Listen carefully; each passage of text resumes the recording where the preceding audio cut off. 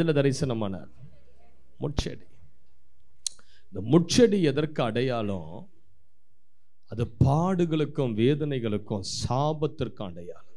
இஸ்ரவேல் ஜனங்களை ஆண்டவர் விடுதலையாக்க முட்செடியில இறங்கி மோசேக்கு வெளிப்படுத்தினார். இந்த முட்கள் என்பது ஆசீர்வாதம் கிடையாது, அது ஒரு பெரிய சாபம். நம்ம வாழ்க்கையில கூட நிறைய முட்கள் உண்டு. நீ வளரக்கூடாதபடி, எழும்பக்கூடாதபடி ஏதோ ஒன்று உன்னை குத்திக்கிட்டே இருக்கு. அது வியாதியின் வடிவத்தில் இருக்கலாம், கடன் என்கிற வடிவத்தில் இருக்கலாம், அல்லது அது கணவர் மூலியமா, கணவருக்குள்ள குடிவெறியாக, வேசித்தன விபச்சாரத்தின் ஆவியாக, அல்லது பிள்ளைகளுடைய வாழ்க்கையில் அவர்கள் கஞ்சா, தேவையில்லாத நண்பர்கள், தேவையில்லாத உறவுகள் அப்படி ஈடுபட்டு வேலைக்கு போகாத, குடிச்சிட்டு வீட்டுல சோம்பேறியா இருக்கக்கூடிய ஒரு முள்ளா இருக்கலாம். நான் சொல்றேன், ஆண்டவர் இன்றைக்கு அந்த முட்கள் எல்லாம் எரிச்சு போடுவார். எத்தனை பேர் விசுவாசிக்கிறீங்க சிஸ்டர்? நல்லா கேளுங்க. நம்ம ஆண்டவர் சாதாரணமானவர் கிடையாது. நீங்க மாத்திரம் ஒரு சொட்டு கண்ணீர் சிந்தி ஜெபம் பண்ணிட்டீங்க, ஆண்டவர் அப்படியே இறங்குவார். எந்த பிரச்சனை உங்களை வேதனைப்படுத்திட்டு இருக்குதோ அதன் மேல கர்த்தர் அப்படியே இறங்குவார். இன்றைக்கு நம்முடைய வாழ்க்கையில நிறைய மறைந்திருக்கிற சில சாபங்கள், ஏன் நம்ம அழுதுகிட்டே இருக்கிறோம், கண்ணீர் சிந்திக்கிட்டே இருக்கிறோம், கண்ணீரோடு இருக்கிறோம், வியாதியில இருக்கிறோம், தரித்திரத்துல இருக்கிறோம்? சில சாபம், முள்ள போல இருக்கிற சில சாபம். பவுல் சொல்றாரு, என் சரீரத்துல ஒரு முள் கொடுக்கப்பட்டிருக்கு, அது என்னை கொட்டுகிற சாத்தானுடைய தூதனா இருக்கு. அப்ப சில முள் என்பது அது பிசாசு, உன்னை குத்திக்கிட்டே இருக்கும். உன்னை நிம்மதியா வாழ முடியாது. வேலை கிடைக்கும், 2 மாசத்துல இழந்துருவேன். ஒரு கடனை முடிச்சுட்டு அப்படி மேல எழும்புவீங்க, இன்னொரு பெரிய கடன்ல விடுவீங்க. மீண்டு வர முடியாத அளவு கடன் பிரச்சனை, மீண்டு வர முடியாத அளவு வறுமை, மீண்டு வர முடியாத அளவு உபத்திரவம், பாடுகள், வேதனை உன்னை நெருக்குகிறதா? பயப்படாத. ஆண்டவர் மோசேக்கு முட்செடியில நெருப்பா இறங்கினார். என்ன அர்த்தம்? என் ஜனத்தின் வேதனை நடுவுல நான் நெருப்பா இறங்குவேன் அர்த்தம். இந்திய தேசத்துல ஒரு பெரிய சாபம் இருக்குது. என்னதான் சாபம் தெரியுமா? இந்த சீமை கருவேல மரம்னு ஒரு மரம் இருக்குது, பார்த்துருக்கீங்களா? வேலிக்காத்தான். எல்லா லேண்ட்லயும் பார்த்தீங்கன்னா அந்த வேலிக்காத்தான் முள் இருக்கும் பாருங்க. இங்கெல்லாம் நிறைய வீடுங்க வந்துடுச்சு, சிட்டிலெல்லாம் பார்க்கறது கஷ்டம். கொஞ்சம் எங்க சைடு இந்த தாம்பரம், பெருங்குளத்தூர், படப்பெல்லாம் தாண்டி வந்தீங்கன்னா எல்லா நிலத்திலையும் இந்த சீமை கருவேல மரம் இருக்கு. இது தேசத்துக்கு ஒரு பெரிய சாபம். இந்த மரம் என்ன சொல்றாங்க, பிரிட்டிஷ்காரர்கள் இந்தியாவை விட்டு வெளியே போகும்போது நம்ம தேசத்தை பிடிச்சதே நம்ம தேசத்தில் இருந்த வேளாண்மை காரணமாக தான். செழிப்பா இருந்தோம் நம்ம தேசம், அவ்வளவு ஆசீர்வாதம் இருந்தது இந்திய தேசத்தில், அவ்வளவு விவசாயம் செழிப்பு. இதை பார்த்துதான் லண்டன்காரன் வந்து தேசத்தை பிடிச்சான். இவ்வளவு செழிப்பா இருக்குது. இப்போ விடுதலையாகி போவதற்கு அவனுங்க திரும்பி அவன்கள் தேசத்துக்கு போவதற்கு முன்பதாக என்ன பண்ணாங்களா, ஆஸ்திரேலியாவில இருந்து ஒரு விதையை கொண்டு வந்து அந்த விதையை தேசம் எங்கிலும் தெளிச்சிட்டாங்க, தேசம் எங்கிலும் விதைச்சிட்டாங்க. அதுதான் இப்போ வளர்ந்து நிற்கிற சீமை கருவேல மரம். அந்த மரத்தால நமக்கு எந்த பிரயோஜனமும் கிடையாது. அந்த மரம் பார்க்கறதுக்கு அப்படியே பச்சை பசேல்னு இருக்கும் பாருங்க. வெயில் காலத்துல கூட அது காயாது. நீங்க நல்லா நோட் பண்ணி பாருங்க, வெயில் காலத்துல கூட நம்ம வீட்டில் இருக்கிற மாமரம், உங்க வீட்டிலலாம் மரம் இருக்க சான்ஸ் கிடையாது.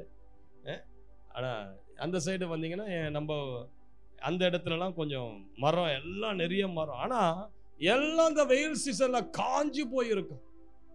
ஆனா அந்த சீமை கருவேல மரம் இருக்குது பாருங்க, இந்த வேலிக்காத்தான், இது மாத்திரம் காயாத பச்சை பசேல்னு இருக்கும். காரணம் என்னன்னா, அது 175 அடி ஆழத்துக்கு வேறு விடுமா. ஆழமா தன் வேரை இட்டு மற்ற மரங்களுக்கு போகக்கூடிய தண்ணீரெல்லாம் என்ன பண்ணமா உறிஞ்சி எடுத்து தன்னை பச்சை பசேல்னு வைத்திருக்கும். என்னன்னா பனிஷ்மெண்ட் மாதிரி கைதிகள் வந்து போயிட்டு சீமை கருவேல மரத்தெல்லாம் வெட்டி கிளியர் பண்ணணும்னு சொல்லி சில கைதிகளை வந்து ஜெயிலில் இருந்து கூட்டிட்டு போய் சில நிலங்கள்லாம் சீமை கருவேல மரங்கள்லாம் வெட்டி எடுங்க, அதுதான் உங்களுக்கு பனிஷ்மெண்ட். அது அவ்வளவு சீக்கிரம் அழிக்க முடியாது, வேற அவ்வளவு ஆழமா இருக்கும். அதே போலதான் நமது வாழ்க்கையில் இந்த சாபம் இருக்குது பாருங்க. இந்த முற்பிதாக்களால் வந்த சாபம், இந்த விக்கிரக ஆராதனை செய்ததுனால வந்த சில சாபம், சில மாந்திரிகத்தினால ஏற்பட்ட சில பாதிப்புகள், இதெல்லாம் ஆழமா நம்ம குடும்பத்துக்குள்ள இருக்கும். அது பார்க்க வெளியே தெரியாது. ஒரு மரத்திற்கு 2 பகுதி உண்டு, வெளிப்பகுதி ஒன்று உண்டு. அதே நேரத்தில் அந்த மரத்தின் வேறு பகுதியை யாரும் பார்க்க முடியாது. அதுதான் சாபம். பாருங்க, நம்ம வாழ்க்கையில இருக்கிற சில பிரச்சனை, உபத்திரவம், சில சாபம் நம்ம கண்களுக்கு தெரியாது. அது அப்படியே மறைஞ்சிருக்கும்.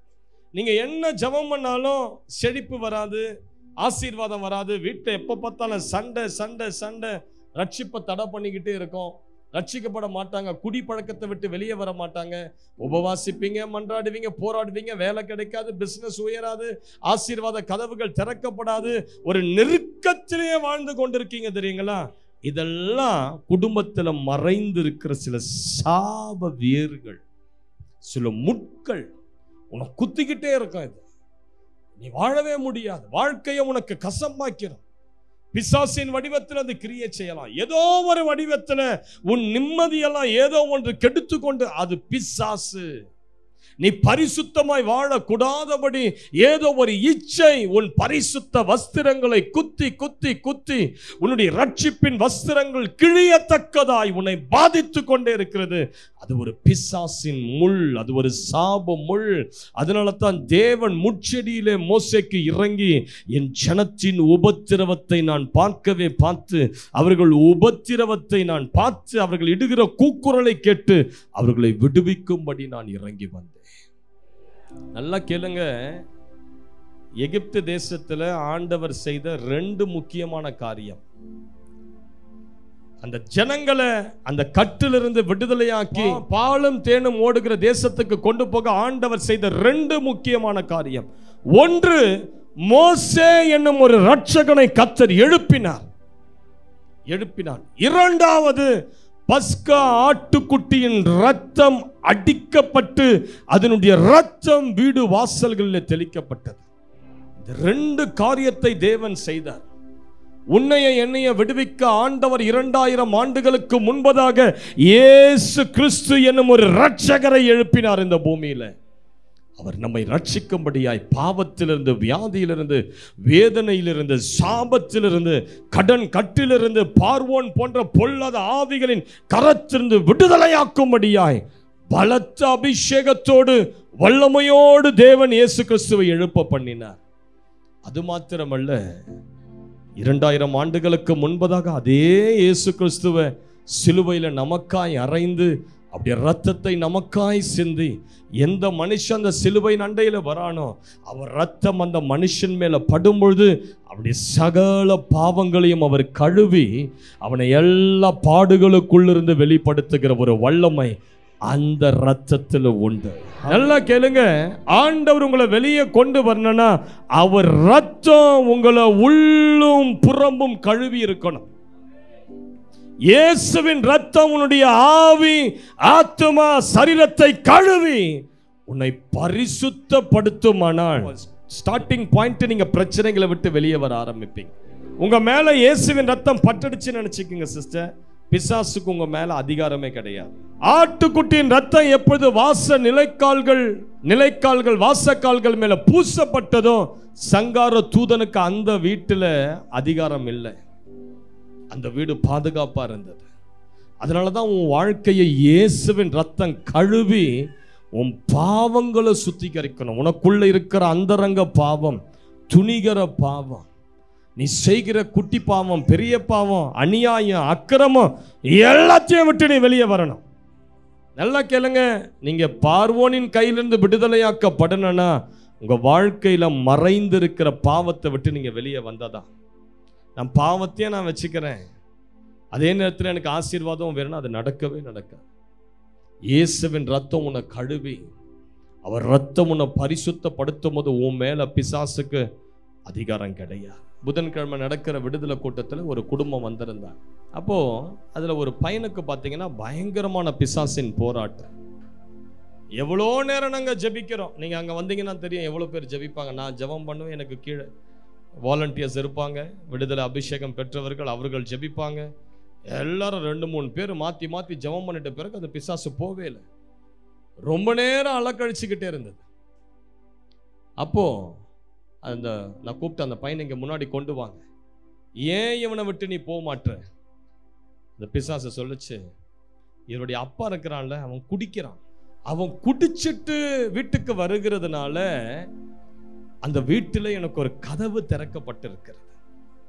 பாவம் செய்கிற இடத்துல பிசாசுக்கு கதவு திறக்கப்படும். நீங்க பாவம் செஞ்சீங்கன்னா உங்க வீட்டுல பிசாசுக்கு டோர் ஓபன் ஆயிடும், அது தானா உள்ள வந்துடும். அப்ப அந்த பிசாசு சொல்லுது, நான் போனேன்னா இவன் அந்த பாவத்தை விட்டு மனம் திரும்பினாதான் நான் போவேன்.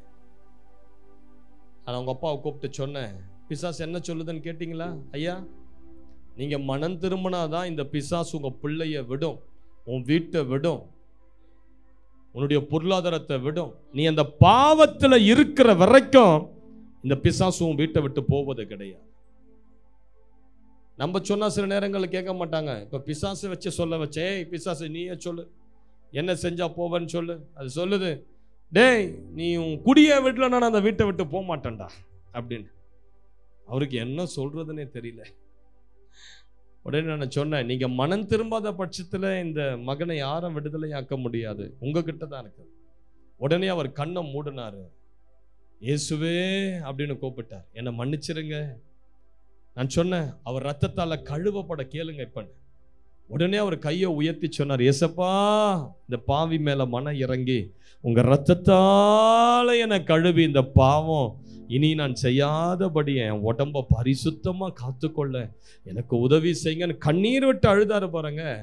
ஒரு 2-3 நிமிடம் ஜெபம் பண்ணாரு, அவ்வளவுதான். உடனே அந்த பையனுக்குள்ள இருக்கிற பிசாசு அலறி சொல்லுது, ஐயோயோ நான் போய் தான் ஆகணுமா, நான் வீட்டை விட்டு இப்ப போய் தான் ஆகணுமா? இயேசு அவன் பாவங்களை மன்னிச்சிட்டாரு. ஆண்டவர் எவ்வளவு இரக்கம் உள்ளவர் பாருங்க சிஸ்டர். நீங்க ஆண்டவரை நோக்கி, ஆண்டவரே நான் தப்பு பண்ணிட்டேன், இந்த தப்பு நான் துணிகரமா செஞ்சுட்டேன், எனக்கு இது ரொம்ப குற்ற உணர்வா இருக்குது, தயவு செஞ்சு இந்த பாவத்தை எனக்கு ஒரு முறை மன்னிச்சு என்னை விட்டுருங்க அப்படின்னு நீங்க கேட்டீங்கன்னா உடனே கர்த்தர் இறங்குவார், அவர் ரத்தத்தை உங்க மேல ஊற்றுவார். இயேசு கிறிஸ்துவின் ரத்தம் சகல பாவங்களையும் நீக்கி நம்மை, நான் சொல்றேன், நீ அவ்வளவு வருஷம் பாவம் செஞ்சல்ல, அதை ஒரு நிமிஷம் ஜபத்துல நீ மாற்றிக்கொள்ள முடியும். ஒரே நிமிஷம் ஜபத்துல நீ அவ்வளவு ஆண்டுகள் செய்த அவ்வளவு கொடுமைகள், அசுத்தங்கள், வேசித்தனங்கள், விக்கிரக ஆராதனைகள், ஒரு நிமிடமும் மனசு அப்படி திரும்பும் போது ஆண்டவர் உன் மேல மனம் இறங்குவார். அதுதான் மனம் திரும்புதல். உலகத்தை பார்த்துட்டு இருக்கிற உன் மனசு அப்படியே திரும்பி கல்வாரி சிலுவை அது நோக்கும் போது அதுதான் மனம் திரும்புதல். உன் மனசு இன்றைக்கு திரும்பிச்சுன்னா அந்த சிலுவைக்கு நேரா அவர் ரத்தம் உன் மேல ஊற்றப்பட நீ ஒப்பு கொடுப்பாயா. நான் சொல்றேன், உங்க வீடு ஆசீர்வாத வாய்க்காலா மாறிடும். உங்க வீட்டை கட்டி வைத்திருக்கிற அந்த வல்லமெல்லாம் உங்க வீட்டை விட்டு இன்றைக்கு வெளியே போய், இயேசுவின் ரத்தத்துக்கு அவ்வளவு பவர் உண்டு பாருங்க, அவ்வளவு பவர் உண்டு. அந்த ரத்தம் உன் மேல இறங்கி உன் பாவங்களை கழுவ நீ ஒப்பு கொடுப்பாயானால், ஆண்டவரே நீர் உயிருள்ள தெய்வம், நான் வணங்குகிற தெய்வங்களை காட்டிலும் நீர் சக்தி வாய்ந்தவர், எந்த தெய்வமும் உங்களுக்காக ரத்தம் சிந்தல சிஸ்டர், எந்த தெய்வமும் ரத்தம் சிந்தல. நான் சொல்றேன், இந்துவா எந்த தெய்வமும் நமக்காக ரத்தம் சிந்தல, இயேசு ஒருத்தர் தான் உங்களுக்காக எனக்காக ரத்தம் சிந்தன. அந்த ரத்தத்துல ஒரு வல்லமை உண்டு. சில இந்து மக்கள்லாம் வருவாங்க நம்ம கூட்டத்துக்கு, அவங்க மேல கையை வச்சா உள்ள இருந்து அவங்களுடைய சில அந்த குலதெய்வம் ஆவியெல்லாம் வெளியே வந்து என்னதம்மா சொல்லும், ஏய் இந்த வீட்டை நான் விடுதலை விடுனா எனக்கு ஆடு கொடுக்க சொல்லு, கோழி கொடுக்க சொல்லு, அதை கொடுக்க சொல்லு, இதை கொடுக்க சொல்லு. அதுக்கெல்லாம் ரத்தத்தை கேட்கும். ஆனா இந்த ஆண்டவர் இருக்கிறார் பாருங்க, அவர் ரத்தத்தை கொடுத்தார், உன்னை விடுதலையாக்க அவர் சொந்த ரத்தத்தை கொடுத்தார். வெள்ளாட்டுக்கடா இளம் காளையின் ரத்தத்தினால் அல்ல, தமது சொந்த ரத்தத்தையே கல்வாரி சிலுவையில உனக்காக எனக்காக சிந்தி நம்முடைய பிள்ளைகளாய் மாற்றி நம்முடைய பாடுகள் உபத்திரவத்திலிருந்து நம்மை விடுதலையாக்கி அதிகாரத்தோடு பாலும் தேனும் ஓடுகிற ஒரு ஆசீர்வாதத்துக்குள் கர்த்தர் நம்மை கொண்டு போனார். முதல்ல ஆண்டவர் உங்களை விடுதலையாக்கணும். அப்படி ரத்தம் உங்களுக்குள்ள இருக்கிற எல்லா பாவத்தையும் கழுவி ஆகணும். இன்னைக்கு இடம் கொடுப்பீங்களா? இயேசுவின் ரத்தம் உங்களை கழுவ, உங்க இருதயத்தில் ஊற்றப்பட்ட அந்த ரத்தம் உங்க இருதயத்தெல்லாம் அலசி கழுவி இருக்கிற எல்லா சாக்கடை கச்சடை எல்லாத்தையும் கழுவி தூக்கி வெளியே போட்டு இன்னைக்கு ஒன்று ஒரு புதிய மனுஷியாய் மாற்ற நீங்க இடம் கொடுப்பீர்களா? நான் சொல்றேன், என்றைக்கு ஆட்டுக்குட்டியின் ரத்தம் சிந்த அடிக்கப்பட்ட அந்த வாச நிலைக்காலில் பூச, அன்றைக்கு இரவே விடுதலை. பார்வோன் கிட்ட இருந்து அன்றைக்கு இரவே ஜனங்க விடுதலை ஆயிட்டார். ஏன்னா ரத்தத்துக்கு வல்லமை உண்டு என்பது ஆண்டவர் அந்த இடத்துல காண்பித்தார். ரத்தம் தெளிக்கப்பட்ட உடனே எகிப்து தேசத்தில் இருக்கிற பார்வோனின் அந்த ஆட்சியின் கீழாக இருந்த எகிப்தியர்களுடைய எல்லார் வீட்டிலும் ஒரு மரணம். ஆண்டவர் அடிச்சார். ரத்தம் சிந்தப்படுதுன்னா அந்த ரத்தத்துக்கு பின்பதாக பிசாசின் தலையெல்லாம் நசுங்கும். உன் மேல ரத்தம் இறங்குச்சுன்னா உனக்கு விரோதமாய் போராடி கொண்டிருக்கிற சத்துருவின் தலையெல்லாம் அது நசிக்கிறது. 2012 ஆண்டுல என் வீட்டுக்கு விரோதமா ஒரு 10 பேர் கூடி எங்க அம்மாவுக்கு விரோதமா மந்திரம் பண்ணாங்க. எங்க அம்மாவுக்கு கொஞ்ச நாள்லயே உடம்புல இந்த 10 லட்சத்துல ஒருவருக்கு வரக்கூடிய வியாதி ஒன்று டக்குன்னு வந்துடுச்சு. பெம்பிகஸ் வல்காரிஸ்ன்னு சொல்லிட்டு உடம்பெல்லாம் கொப்பளமும் புண்குளம் வந்து அப்படியே தோலெல்லாம் வெடிச்சு உடம்புல இருந்து அப்படியே ரத்தமும் தண்ணீரும் வழிஞ்சுக்கிட்டு இருக்கும். டாக்டர் சொல்லிட்டாங்க, இது அவ்வளோ சீக்கிரம் குணமாக்க முடியாது, சாகர் வரையில மருந்து சாப்பிடணும், ட்ரெஸ் போட முடியாது, சாப்பிட முடியாது, வாயெல்லாம் புண்ணு, தலை அப்படியே வெடிச்சிடுச்சு. அந்த அளவுக்கு பயங்கரமான வேதனை. இது நாங்கள் ஏதோ ஒரு வியாதின்னு நினச்சிக்கிட்டு இருந்தோம். அதுக்கப்புறம் தான் கொஞ்சம் கொஞ்சமாக தான் புரிஞ்சுக்கிட்டு இந்த வியாதி இல்லை. இரவானா எங்கள் அம்மா ஒரு பெட்டில் படுத்திருப்பாங்க, ஜன்னல் வழியாக ஒரு விரல் வருமா, பெரிய நகத்தை வச்சுக்கிட்டு வந்து எங்க அம்மாவுடைய புண்கள் ஒவ்வொன்றாய் குத்தி குத்தி குத்தி குத்தி வேதனைப்படுத்து. இரவெல்லாம் வேதனை. அதுக்கு பிறகுதான் நாங்க புரிஞ்சுக்கிட்டோம், இது வியாதி இல்லை, இது ஒரு செய்வன மந்திரம்னு சொல்லி பைபிளை எடுத்து வாசித்து ஜெபித்து, ஹல்லேலூயா, ஏசாயா 41, 9, 10, 11, 12 ஆகிய வசனங்கள் எல்லாம் வாசித்து உன்னோடு போராடுகிறவர்கள் நாசமாவாங்க. உன்னோடு வழக்காடுறவங்க இல்லாம போயிடுவான். ஆண்டவர் அவனை எரிச்சிருவார். வசனத்தெல்லாம் வாசித்து வாசித்து வாசித்து வாசித்து அதட்டி ஜெபம் பண்ணணுமே இது திரும்பிடுச்சு. இந்த மந்திரம் அப்படியே திரும்பி யாரை வச்சாங்களோ அந்த கும்பல்ல ஒரே வருஷத்துல 10 பேர்ல 6 பேர் செத்தாங்க. ஒரு குடும்பத்துல மாத்திரம் 3 பேர் செத்து போனாங்க. தேவன் விடுதலையாக்க இறங்கிட்டான்னா உன்னை அழிக்கணும்னு மந்திரம் செய்யறான் பாரு, எல்லாரும் மண்ணுக்கு திரும்பிடுவான். எல்லாரையும் மண்ணுக்கு அனுப்பிடுவார் கர்த்தர். கர்த்தர்கிட்ட விளையாடுவது முடியாது. பயங்கரமான காரியம் அது. உங்ககிட்ட விளையாடிட்டு இருக்கிறான் பாரு, அவன் யாருக்கிட்ட விளையாட்டு காட்டிட்டு இருக்கிறான் தெரியுமா? கர்த்தர்கிட்ட விளையாட்டு காட்டிட்டு இருக்கிறான். ஆண்டவர் பொறுமையா இருப்பாரு. ஆண்டவர் இறங்கிட்டான்னா உன்னை மண்ணுக்கு அனுப்பிடுவார். பயப்படாதீங்க. இன்றைக்கு இயேசுவின் ரத்தம் உங்களை ஒவ்வொருவரையும் கழுவி, இதுவரைக்கும் நீங்க இயேசுவை தெய்வமா ஏற்றுக்கொள்ளா, இன்று இரவு கர்த்தர் உங்களுக்கு நல்ல ஒரு தருணம், அவரை தெய்வமா ஏற்றுக்கொள்ளுங்க. இரண்டாவது நான் சுருக்கமா சொல்லி முடிச்சிடுறேன். இரண்டாவது, ஆண்டவர் உங்களை விடுதலையாக்கி ஆசீர்வதிக்கணும்னா உங்க மேல பரிசுத்த ஆவியின் அபிஷேகம் வெளிப்படணும். ஏசாயா 10:27 எடுத்து டக்குன்னு வாசிங்க. ஏசாயா 10:27. அந்நாளில் உன் தோளில் நின்றவன் சுமையும் உன் கழுத்தில் இருந்து அவன் நுகமும் நீக்கப்படும்.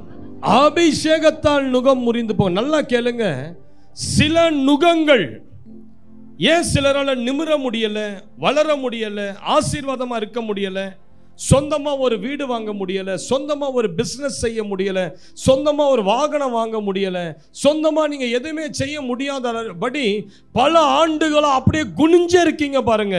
இது உங்க கழுத்துல இருக்கிற ஒரு நுகம் என்று வேதம் சொல்லுகிறது. இந்த நுகம் இருக்கிற வரையில உங்களால் நிமிர முடியாது. என்னதான் போராடினாலும் வாழ்க்கையில வளரவே முடியாதுங்க. அப்படிதான் இருப்பீங்க. என்ன தானம் தர்மம் செஞ்சாலும் அப்படிதான் இருப்பீங்க. ஏன் தெரியுமா? இது உங்க கழுத்துல இருக்கிற ஒரு நுகமா, உன் தோளில் இருக்கிற ஒரு சுமையா. கண்களுக்கு தெரியாத பிசாசு நம்முடைய கழுத்திலும் நம்முடைய தோள்களிலும் ஒரு சுமையை வைத்து உன் வாழ்க்கை சஞ்சலத்தோடு கண்ணீரோடு வேதனையோடு இருக்கும்படியாக அப்படி ஒரு கட்டுக்குள்ள நம்மை வைத்திருக்கிறான். ஆண்டவர் இந்த கட்டிலிருந்து உன்னை உடைக்க என்ன செய்யறாரு தெரியுங்களா? உன் மேல அபிஷேகத்தை அனுப்புவார். உங்க மேல நீங்க ஏசப்பா பிள்ளையா இருக்கிறது மாத்திரம் முக்கியம் கிடையாது. இயேசுவின் ரத்தத்தால கழுவப்பட்டு நீங்க பாவத்தை விட்டு வெளியே வந்த பிறகு எப்படி வாழணும்னா அபிஷேகத்தோடு இருக்கணும். நல்லா கேளுங்க, அபிஷேகம் உங்க மேல இறங்கி வரும்போது நுகம் உடைஞ்சிரும். சில பாவ நுகம், சில விட முடியாத சில பாவங்கள், சில பரம்பரையில வரக்கூடிய சில இரத்த சம்பந்தமான சில சாபங்கள், தொடர்ச்சியா வரக்கூடிய சில வியாதிகள் அல்லது வறுமை, இல்லைன்னா உங்களை எப்பொழுதும் ஒரு வெட்கத்துக்குள்ளேயே வைத்திருக்கிற ஒரு பிசாஸ், இதெல்லாம் நுகம். இதெல்லாம் எப்படி உடையும் தெரியுங்களா? உங்க மேல அபிஷேகம் இறங்குனாதான் அது உடை. அனாயிண்டிங் வந்துடுச்சுன்னா பைபிள் சொல்லுது அந்த நுகத்தை அது உடைச்சிடும். நுகத்தை அது 2 கொரிந்தியர் 3:17 சொல்லுகிறது, கர்த்தரே ஆவியானவர், கர்த்தருடைய ஆவி எங்கேயோ அங்கு விடுதலை உண்டு. அதனாலதான் ஆண்டவர் இயேசு சொல்றாரு, நான் அக்கினியை போட வந்தேன், அது இப்பொழுதே பற்றி எரிய வேண்டும் என்று. அபிஷேகம் என்பது சில நேரங்கள் அது ஒரு அக்கினி. அக்கினி, ஒரு அக்கினியில ஒரு இரும்பை தூக்கி போடுங்க, என்ன ஆகும்? அந்த அக்கினியை தக தக தக தக தகன்னு எரிஞ்சுக்கிட்டு அக்கினியில ஒரு இரும்பை தூக்கி போட்டு பாருங்க, இரும்பு உருகிடும். அதே போலதான் உன் வாழ்க்கையில உறுதியா இருக்கிற சில நுகங்கள், சில பிசாசின் கட்டுகள், உன் நரம்பு மண்டலம் எலும்பு மண்டலங்களை பிடிச்சு அரெஸ்ட் பண்ணி வைத்திருக்கிற சில வல்லமைகள், இதெல்லாம் உடையணும்னா அபிஷேகம் இறங்கணும் சிஸ்டர். உங்க மேல வல்லமை இறங்கணும். சும்மாலாம் விடுதலை வராது. இந்த ஆந்திரால ஏசனான்னு சொல்லி ஒரு ஊழியக்காரர், ஒரு பைத்தியக்காரனா இருந்து பிசாசின் பிடியில இருந்து அதுக்கு பிறகு இயேசுவை ஏற்றுக்கொண்டு ரட்சிக்கப்பட்டு அபிஷேகம் பெற்று ஊழியம் செய்ய ஆரம்பித்து அவருடைய ஊழியங்களில் 5 லட்சம் பேர் வருவாங்களாம் அவருடைய கன்வென்ஷனுக்கு. அவ்வளவு மகிமையான ஊழியம். ஒரு முறை அவர் ஒரு ஊழியத்துக்கு பிரசங்கிக்க அப்படியே வந்துகிட்டே இருக்கிறாரு. ஸ்டேஜில் ஏற அந்த ஸ்டேஜுக்கு கீழாக ஒரு அப்பா அம்மா தன் பிள்ளைய தூக்கிட்டு ஓடி வராங்க. இவர் ஸ்டேஜில் ஏறத்துக்கு முன்னாடி தன் பையனுக்காக ஜெபித்து கொள்ளணும். இந்த பையனுக்கு என்ன பிரச்சனைனா, பிறந்ததிலிருந்து 2 கால்களும் சூம்பின கால்கள், நடக்க முடியாது. எப்படியாவது இவர்கிட்ட கையை வச்சு ஜெபம் பண்ணிடணும்னு சொல்லி தூக்கிட்டு ஓடி வராங்க. அவர்கிட்ட வந்து, ஐயா ஐயா ஐயா காரு தயவு செஞ்சு இவருக்காக ஜெபம் பண்ணிடுங்க. இவரு கேட்டார் அவங்க அப்பா அம்மாவை, என்ன பிரச்சனை? இவன் பிறந்ததுலேருந்தே நடக்கல, இவனுக்கு 18 வயசு ஆகுது, பிறந்ததுலேருந்து நடக்கல, 2 கால்களும் சூம்பின கால்கள். கண்ணீரோடு சொன்னாங்க. அந்த பையனை பார்த்து கேட்டாரு, டேய் உனக்கு எதற்காக ஜெபிக்கிறோம் நீ சொல்லு. அவன் சொன்னா, எனக்கு அபிஷேகத்துக்காக ஜெபம் பண்ணு. நான் சொல்றேன், ஆண்டவரே என் கடன்ல இருந்து மாத்துங்க, இதை மாத்துங்க, அதை மாத்துங்க, இதை கொடுங்க. இந்த ஜெபத்தை எல்லாத்தையும் தாண்டி மேன்மையான ஒரு ஜெபம் என்னன்னா, என்னை உங்க வல்லமையால நிரப்புங்கப்பா, ஒரு ஃப்ரெஷ் அனாயிண்டிங்க கொடுங்கப்பா, என் கொம்பை காண்டா மிருகத்தின் கொம்பை போல உயர பண்ணுங்க, புது எண்ணெயால் புது அபிஷேகத்தால் என்னை நிரப்புங்கப்பா. அப்படி நீங்க கேட்டீங்கன்னா கர்த்தர் பார்வையில் அது மேன்மையானதா இருக்கும். ஆண்டவர்கிட்ட போய், ஆண்டவரே வீடு பூட்டி இருக்குதுப்பா, இந்த பூட்டை உடைச்சு கொடுங்கன்னு கேட்காதீங்க. ஆண்டவர்கிட்ட சாவியை கேளுங்க. சாவி வந்துடுச்சுன்னா நீங்களே திறந்துடலாம். அபிஷேகமா அப்படிப்பட்டது தான். அது உங்க மேல இறங்கிடுச்சுன்னா எல்லா பூட்டையும் அது திறந்துடும். உன் கடன் என்கிற பூட்டு, உன்னுடைய அவமானம் என்கிற பூட்டு, உன் குடும்பத்தில் இருக்கிற சண்டை சச்சரவு பிரிவினை என்கிற பூட்டு, எல்லாவற்றையும் திறந்து உன்னை ஆசீர்வாதத்துக்குள்ள கொண்டு போவது எதுனா அபிஷேகம். தொட்டனா இந்த ஏசனா அந்த மகன் மேல கையை வைத்து, ஆண்டவரே இவன் சப்பானியா இருக்கிறான், இவன் நடக்க சொல்லி கேட்கல, ஆனா இவன் அபிஷேகத்துக்காக கேட்டதுனால இவனை இப்போ தொட்டு அபிஷேகம் பண்ணுங்கன்னு சொன்னார். அவன் மேல ஜெபம் பண்ணிட்டு அவர் மேடை ஏறிட்டார். அவ்வளவுதான், ஆவியானவர் அவன் மேல இறங்கிட்டார்.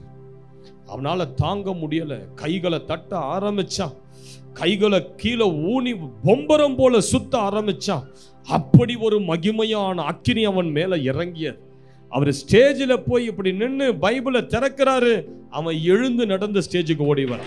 நான் சொல்றேன், அபிஷேகம் உன் மேல இறங்குமானால் எது உன்னை முடக்கி வச்சிருக்குதோ, கட்டி வச்சிருக்குதோ, அந்த கட்டிலிருந்து அபிஷேகம் உன்னை கட்டவிழ்த்து வெளியே தூக்கி கொண்டு வர. அதனால தான் பைபிள் சொல்லுது, அபிஷேகத்தினால் நுகம் முறிந்து